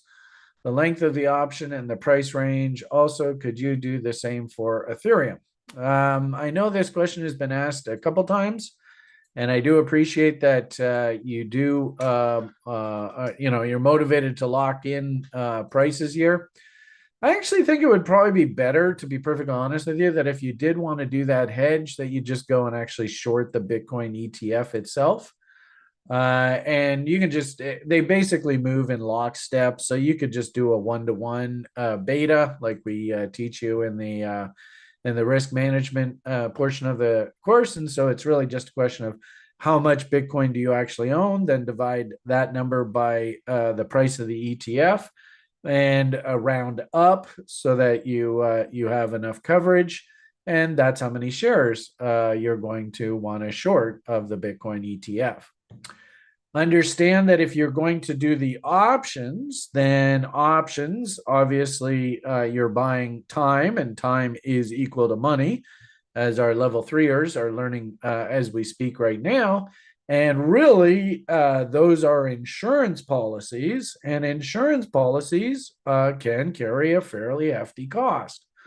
So, because Bitcoin price is so volatile, when I went through this before, I basically said, you can go ahead and lock in. I like to use barchart.com for my options quotes. And it's not something that you have to do. I just personally enjoy this site the most. I've used these guys forever. But anyway, there is IBIT. There is the options prices. If I wanted to buy like a 1-year insurance policy, we can go out and look at leaps going out all the way into next year. I don't personally like this approach. I've told you cycle-wise when I expect this market to top, but you do with your money as you please. I would not be buying this right now. If you're asking in this question, what would you do? I would not be buying these puts now. I still think that there's another leg higher to go here following this correction. Having said that, if you want to lock in that insurance, you can just simply go and short this. Obviously you have to have an account open that is shortable, which means you're going to have like 150% margin in the account, but that's just part of that game. If you are a new person to investing and you're in level 1 and you're having this kind of conversation, as I've said repeatedly, I think that you trying to do this on your own and trying to do it like through a discount brokerage house on your own, I think you're just asking for trouble. And so my direct answer, exactly what I said to you before, was go and find a full service broker to actually run this insurance plan with you. As I had said there a moment ago, if you just want to buy the puts, I can go and buy this is January 2026, so the better part of a year. I can go lock in that sale, and it's going to cost me about $1,000. And that's shorting basically 100 shares of the Bitcoin ETF, and the notional value of that will be $5,300. So that means that quite literally, you're paying about a 15 to 20% premium for that insurance policy. So, that is basically what the price of insurance is in the marketplace. You don't like the answer? Sorry, that is my answer for you. I would suggest, as I'd said repeatedly, that you do not do this on your own.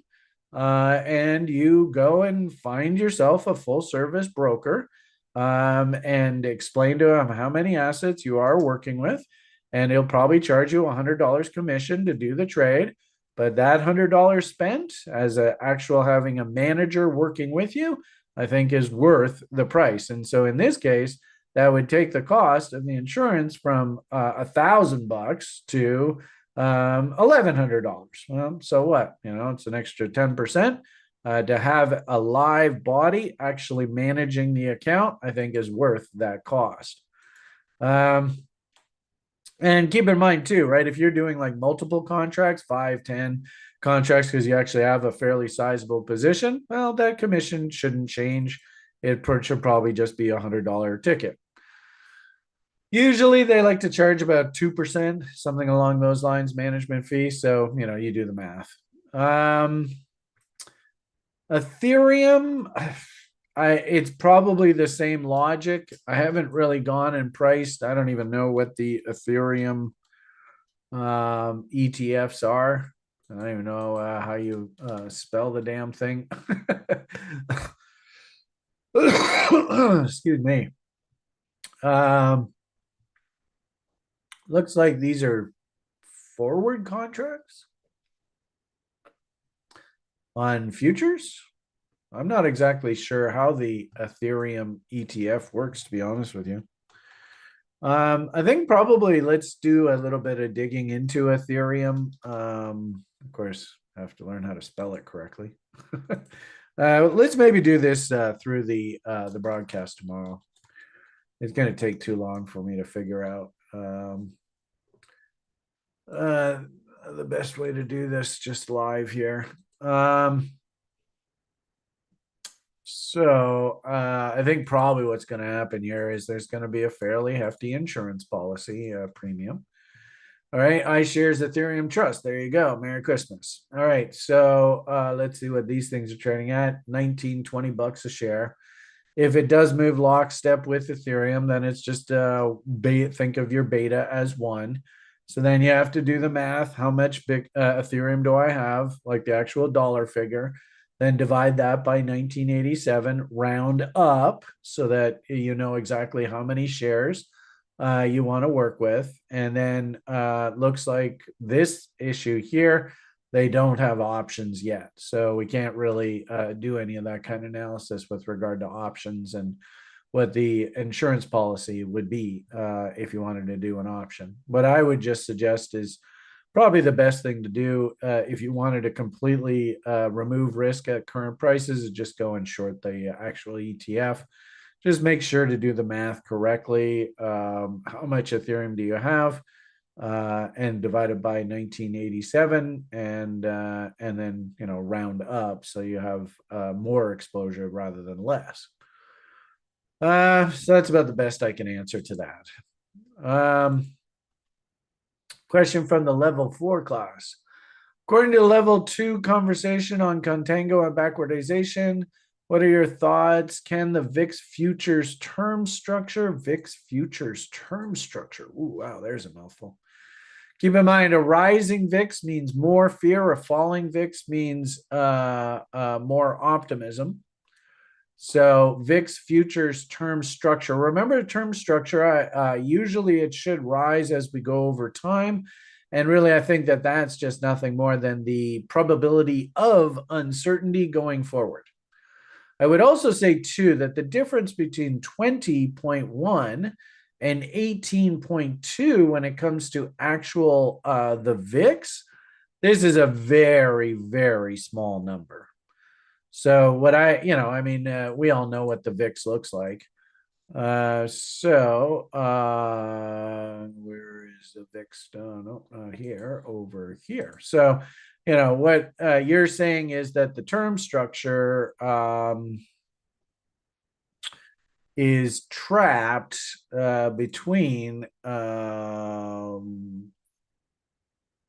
that level there and that level there for the next 6 months. And you can see when the markets go crazy, VIX trades up to the 30s. And this isn't really crazy. When markets go crazy, Stock market crash. Ooh, I'm going to sacrifice my life for capitalism.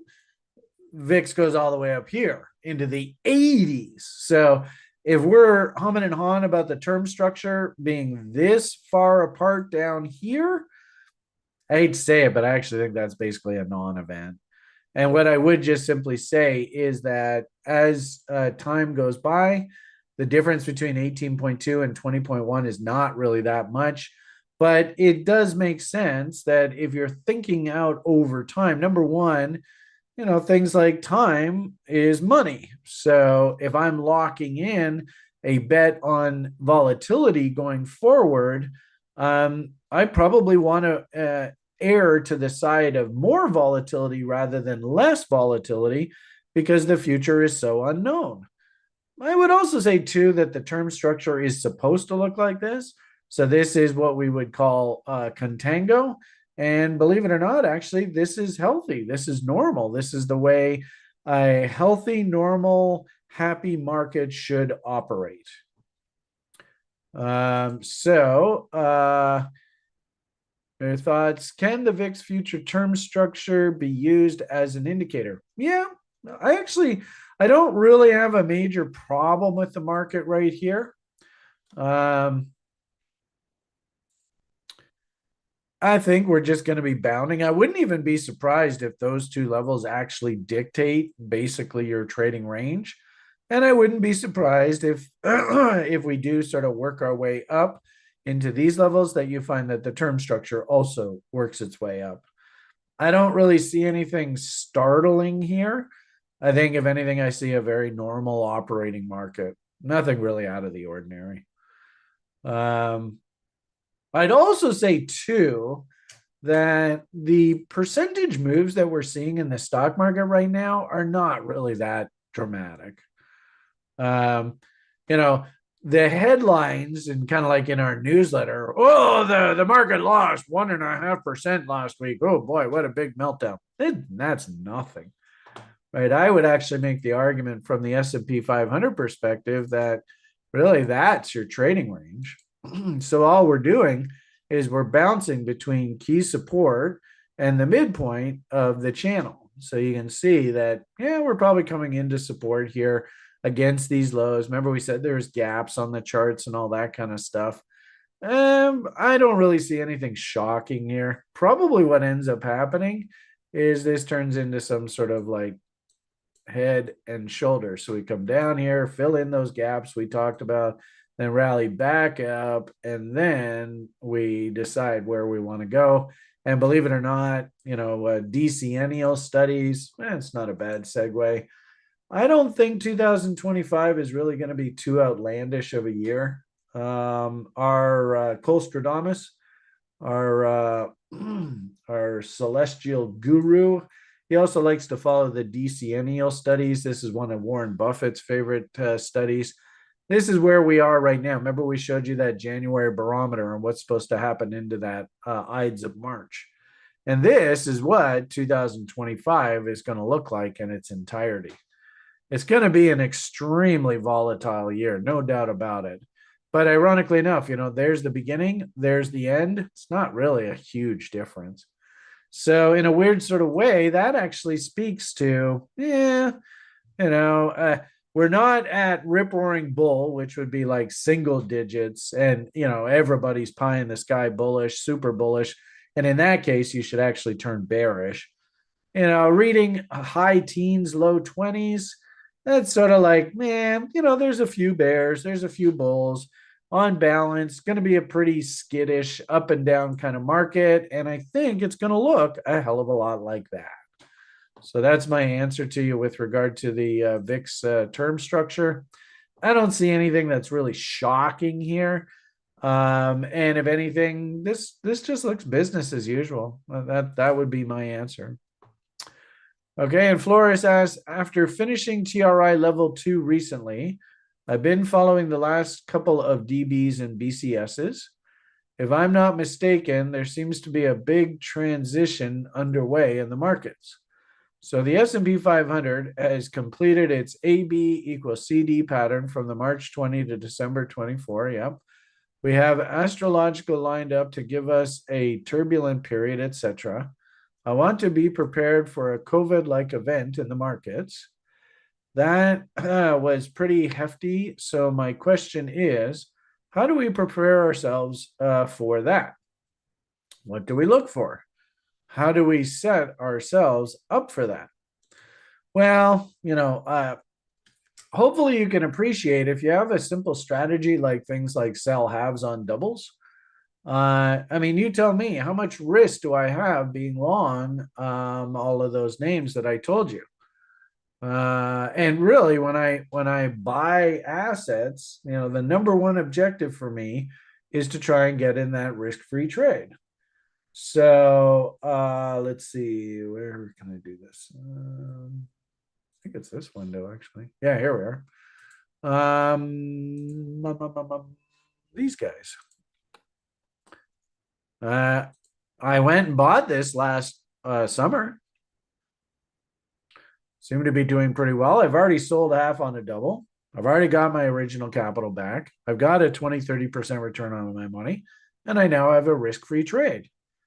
So you tell me, whoever asked this question, how much risk do I have owning this position? Answer is 0. So I would strongly suggest that you get yourself into these kind of positions as fast as possible. The Goliath. Is Brian actually going to step up and sell? Probably should. I bought the bot, killed it, take some profits, get yourself into a risk-free position. If the market does have to come back down, I might just reload. Reload zones back against the original breakout. That would not surprise me one bit. Same thing with that Intel stock that I showed you. DocuSign's another one, bought down here. Ran up to almost double levels. Still waiting on that. Pine Tree Capital, another example. Bought the stock down below, ran up, took profits, sold half on a double. How much risk do I have? If the market does crash, quote unquote, and it's not really a crash, they're just going to label that to freak the public out and get the politicians to say stupid things like, I will sacrifice my life to save capitalism. And oh, by the way, yes, I will guarantee more debt. So they start the whole fucking game all over again with citizens on the hook for all this shit. So I think actually a really good analogy of what I do in the market was a tweet that I put out recently about OMG. So I think OMG is doing exactly what you should expect the stock market to do. And what is Brian getting ready to do now? So when OMG was running up and I was selling halves on doubles and taking profits, I even told you I am going to sit and wait. And you even read this. Look to buy car 3 sometime this spring. And so am I buying here? No fucking way. Am I going to draw my reload zones and wait for this market to come back down and then reload? The public will call it a crash. The public will say, oh, there's no money. It's all a scam. But this is just business as usual as far as I'm concerned. Anybody who bought OMG up here, they're suckers. They're idiots. They're fools. And sadly, most of the people, 95% of the public are those suckers, those fools, those idiots. They constantly lose money in the market. They never learn. They never bother to take the time and effort to learn how to play this game correctly. So when this happens, they call it a crash. And it's bullshit. It's garbage. It's idiocy. They're just backing the market up. And as soon as we start making W's again, they'll start doing the whole damn thing all over again. So this is the way that I prepare, is I wait for the crash. I have my reload zones all drawn, and it doesn't matter whether it's crypto, whether it's commodities. I talked to you at length about what I'm thinking about in the oil market. Was I going to go and chase and buy oil up here? No. I'm going to just be patient and wait for the market. In this case, it's a pretty simple correction, just right back down into reload zones. Turns out we've held the lows and now we're starting to make W's. And really, I would actually argue that this is probably what crypto looks like a couple months from now. And that OMG, ironically enough, is actually right about here right now. And we got to let that OMG settle down a little bit. Maybe let this thing go and rally up and then top out and start to break. And then that OMG will start rallying back up again. So I guess to answer your question is the best way to prepare from this is when your assets and your portfolios have moved up, don't just sit on your laurels and say, look at me, I'm an awesome investor. Pay yourself for your effort. Establish those risk-free trades. Then you're sitting on a whole bunch of capital and you're actually rooting for this dump. And you're rooting for I'll sacrifice my life to save capitalism. Because when you hear that, that's when we start getting uber bullish and should step in aggressively on the buy side. So ironically enough, I would actually take the exact opposite attitude to this. Don't buy when the markets are zooming up, but you should be selling when we hit these A, B, C, D targets, taking profits. I mean, God, how many banging out doubles tweets did I put out when that silly crypto market went crazy there through the latter part of November and December? A lot. And I raised a ton of cash. And then as stuff started dipping back down against the bottom ends of ranges in crypto, I've started to go buy shit back. So that's my answer to you is you should look at when this happens and all the fucking shit hits the fan. That's when we as smart investors actually start getting super excited and interested in buying. All right, let me know whether that helps you, Flores, and we'll circle back around. And Andy, if you need some more thoughts on the vid, excuse me, we'll address that as well. It is 1:00, so I think I'm going to leave it at that, folks. Have yourselves a great rest of your day. I sure hope you enjoyed the conversation. I think we spoke lots about crypto. I still think Bitcoin's just sitting in a trading range. And ironically enough, I still think that we're basically doing this. So I'm not really excited one way or the other with regard to Bitcoin. I've got Lily's coins. If we do rally up top here into next October, November, I'll be selling and buying him a house. If we don't, and we just top out at like half the price of a house, then I won't do anything. Pretty straightforward. And while the market is correcting here, I'm actually more than happy to start going and acquiring all the crap that I sold up top there back at a discount. Right? And I got quite a long list of names here that I've been reacquiring as we dumping. A lot of buying I'm doing here as these things are puking out. And I still have a lot of stink bid buy orders working. So frankly speaking, I'd like to see this correction continue further.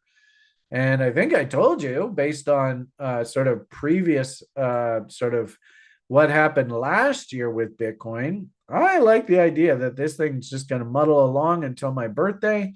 I think they're going to do a very quick fuck you in the entire stock market. They're going to get some politicians going, oh, sacrifice my life, save capitalism, blah, blah, blah. And that sets the base. As soon as you hear that, then we get ready for our next face rip higher. But until then, I'm just treading water. Okay, everybody, I think we'll leave it at that. Have yourselves a wonderful rest of your day. Slow and steady wins the race. Don't take no wooden nickels. Try not to push too hard, right? And we'll see everybody on the site tomorrow for a lengthy convo about various different assets that look very buyable, in my opinion. Hint, hint, hint. There's a couple stocks that actually our last SOF club meeting, and now the oil stocks. There's actually about 3 or 4 stocks that I'm very interested in taking positions in. So if you are so inclined, maybe pop on the site and participate in that conversation tomorrow. And also as well, you know what? Last thing I want to mention to you before I take off here. Engine is actually operating really, really well now. So on the site, I thought it was really interesting. I'll just leave off with this. we have, of course, the screener up and running. Still needs a little fine tuning, but we're almost there. The breadth indicator is working awesome. And as you can see, the breadth indicator here is kind of like stock market. Just leave it alone. But, really simply put, concept we teach in our level 1 program, we're going to look for trade location, reload zones. We're going to ask that all of these criteria be in the filter. So we're going to look for, how about W's in RSI? Ooh, that's sexy. Nice indicator confirmation. And we'll look for W's in price. So we get price structure. Is everything that we teach you. Location, indicator confirmation, price structure, go. Want to see all the criteria? And let's maybe say in just the past few hours and past couple days, and we're going to look for only long ideas, but we're going to look through the entire universe. Does anything come up here? And oh, interesting. We seem to have a single name that keeps coming up on the screener over and over and over. So I don't know. Let's take a look. Does it look like a half decent idea? And when you look at this chart, you should go, holy shit, that's got Brian written all over it. So it doesn't look like this. What does it look like?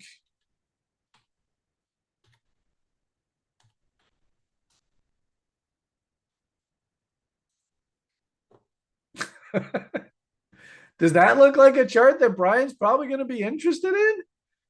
Does that look like a letter of the alphabet that Brian guy kind of likes?